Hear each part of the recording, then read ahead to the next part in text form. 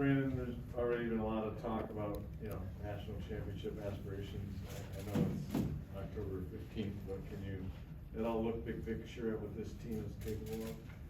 Oh yeah, we're definitely capable of a national championship, 100%. I think we're a really young and talented team that can take things very far this year. So we're definitely gonna do our best to get to that goal. Brandon, earlier Jawan mentioned that the team needs tournaments. Brandon Johns, is that kind of the standard play that you want to maintain throughout the year, or like, are there any changes that you want to implement since the tournament time? Oh yeah, I definitely want to keep that mentality throughout this year, just to be confident, just to play my game and not really change it for anything. Just to play hard for my teammates and just bring all the effort out there. So it's definitely the mentality I'm going with for this whole year. On that, I guess, what did you learn from being thrust in that starting role? I know you'd started previously, but in a tournament setting, and then how did that kickstart maybe your summer and off-season prep for this year? I think I just learned to not overthink too much. I think that was one of my biggest problems throughout my college career so far, but I just wanted to be free and just not overthink everything. I think if I just play my game like I know how to play it, I think things work out for me very well. So it was definitely a really big goal for me to not overthink anything that was being said to me or anything that I did wrong, just to move on from mistakes and just to keep pushing.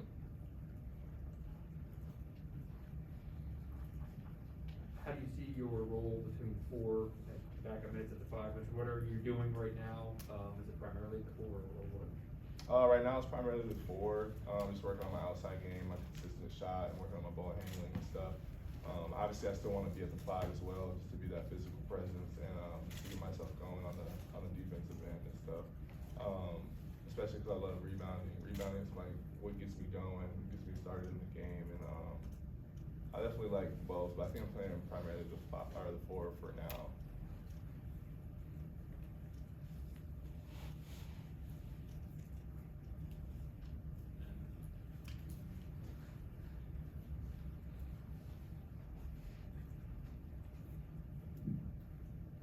Brandon, good to see you. Do you wouldn't mind a little something on each freshman? I know there's 6 of them on scholarship. Oh yeah.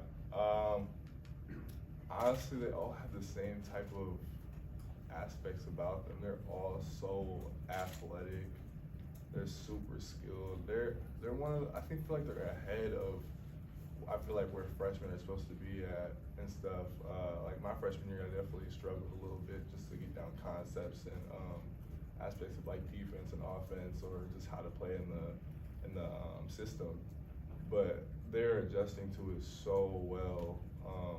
Like Musa, he's just a super athletic, long four-man power forward. Like it's unbelievable what he can do out there on the court. And what I don't even know. It's surprising all the time. But Frankie, he's super athletic as well, uber athletic. Knows how to get to the basket, knows how to finish around the rim, knows how to get other people open, as well as Kobe. They're all in the same category of just being athletic and knowing how to get to the rim, knowing how to get his teammates open. They're all just great players overall. So I'm really excited to be with them this year and to see all the success that they bring for themselves.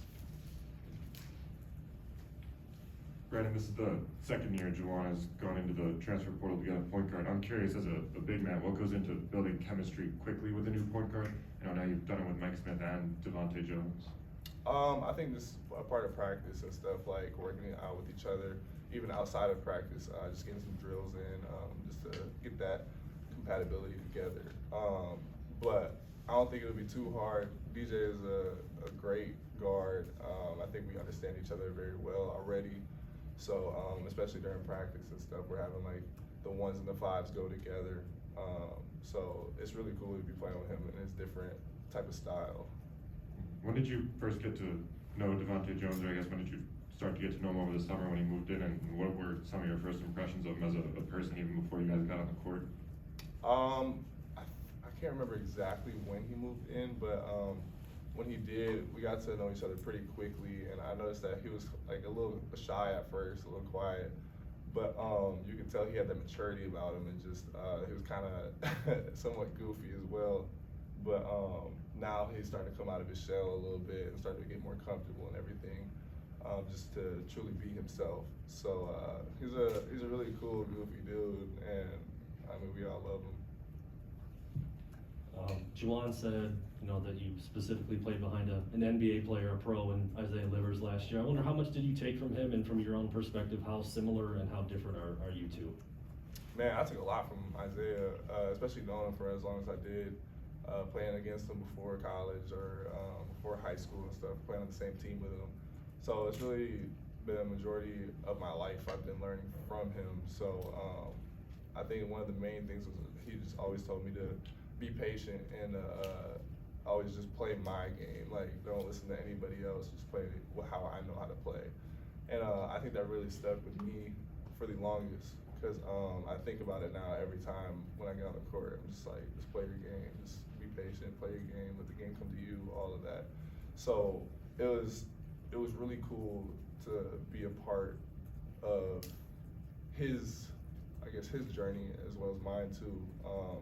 I learned a lot from him, and I can say I really appreciate him for that. Yeah. Hey Brandon, so you already talked about the freshmen a bit, but what kind of development have you seen from some of the sophomores like Terrence Williams and Zach? Oh man, they're in the gym every day. They're always working on their game, and Terrence especially, I've seen his jump shot improve tremendously. Like, he's a lot more consistent with it.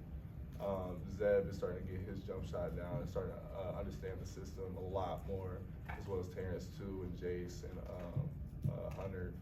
I mean, obviously Hunter too, but yeah, it's just really cool to see them develop as much as they are. Like I said, they're always in the gym. They're gym rats and stuff, working at like 8 a.m. in the morning or even after practice. So you guys will see for sure this season how they're developing and stuff. They're doing amazing.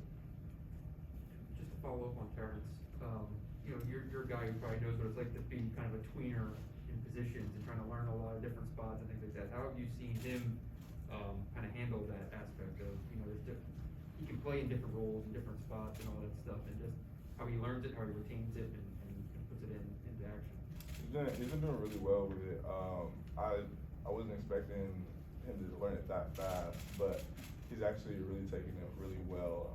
He's learning the 5 position really good. He's learning the 4 position really well. He's also learning the 3 position really well, and he's embracing every moment of it. He's embracing all the different aspects of his game that he has to put out there, and obviously he's just really excited to be out there as well. So he's gonna be a big part of us this year for sure. Hey Brandon, you mentioned earlier that you want to stop overthinking things on the court or what's said of you. What do you usually do to keep yourself in the right mindset for doing that? I kind of talked about this, I think a couple years ago, about just cognitive reconstruction and just taking my negative thoughts and flipping them into like a positive version. So if I'm out on the court and I like make a mistake somehow, I'll sometimes just be like harping on it with myself and just beating myself up about it, rather than being like, oh, we'll just get it back on defense or get a steal or something, you know, something to make up for that mistake. Or it might not even be as bad as I think it is. I just might be taking it way harder than I need to. But it's mainly just, about flipping the negative thoughts into a positive form and just keeping that mentality throughout the game or even just life. Brandon, with the transfer portal and just transferring in general in college basketball, college sports, it's prolific. But you stayed. I guess my question is, did you think about leaving at any point during your career, and why did you decide to stay? To be honest, I never really had much thought into leaving. I kind of take the patience aspect that Isaiah used to always tell me about, and I just took that and ran with it. I'm like, I'm gonna be patient, my time is coming. I can't try to force my time, because like, it's just gonna be bad for me at the end of the day. So I just wanted to keep working, stay consistent in the gym, and just keep improving. So when the chance does come, that I'm ready for it. I'm not just unprepared. So I guess the main goal for me was just to be patient, just not rush anything, and not really think anything bad of it. Cause like there's different situations with everything, and I understood the situation coming in, and yeah, I really love Coach Howard. I love this team, and that's really why I stayed for sure. This is just a great team with chemistry, and we all have fun with each other. So I didn't want to start that all over again to go transfer somewhere else. Brandon, you talked about the cognitive reconstruction. I guess, is there anything you read or listen to maybe help you with that? I haven't been lately, but I used to listen to a lot of podcasts, especially like a growth mindset podcast or just motivational podcasts, and those really helped me a lot. I really listened to the words in there, and it was just kind of like affirmation for myself, and those helped like a lot. So I'm gonna get back on those for sure too. Is there anyone that maybe steered you toward that, or is that something you just kind of pursued on your own? I think I kind of pursued it on my own, but I also did hear people talking about just listening to podcasts and just having the words of affirmation to yourself every day. Because the more you start hearing it and telling yourself that, the more you believe it. So I just definitely took that into hand. Anything else? Good, thanks, Brandon. Thank you.